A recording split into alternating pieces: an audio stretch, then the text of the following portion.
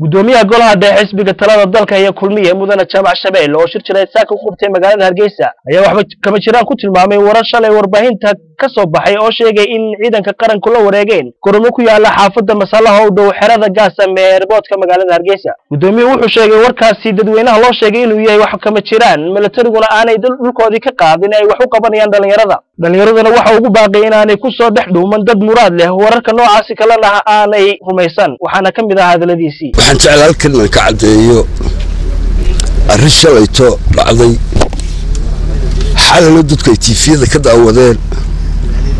oo la sheegay garoon kubadeed oo Masalaha ku yaala oo carruurtu ku ciyaarto inay militarigu iibiyeen ayuu warkaas sheegay xal TV-da dadku ay ka daawadeen shalay markii warka maqlaanigu meesha waan tagay saraakiisha militariga waa la kulmay garoonka waa soo eegay horta garoon la seesay iyo garoon la iibiyey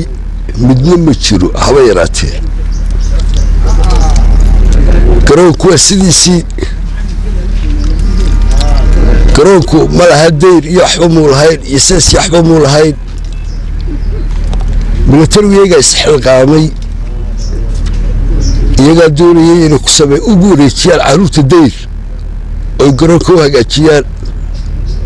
oo u ballaariyaan laakiin dadka ka hadlayay garoonku waa dad ku gabanayay oo aan ugu fahmay inay ahaayeen oo aan muraadkoodu garoonka ahayn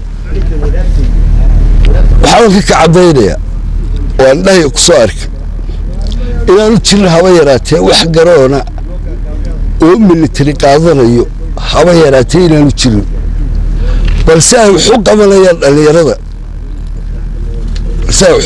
waxaasoo baahi ay qabteen dhalinyaradu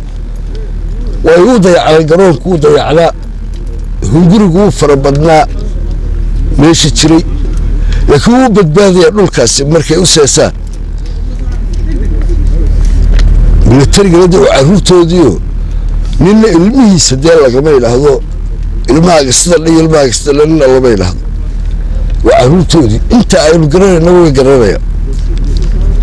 marka xaal baan ka siinaynaa wixii xal laga hadlayay idaacadaha militariga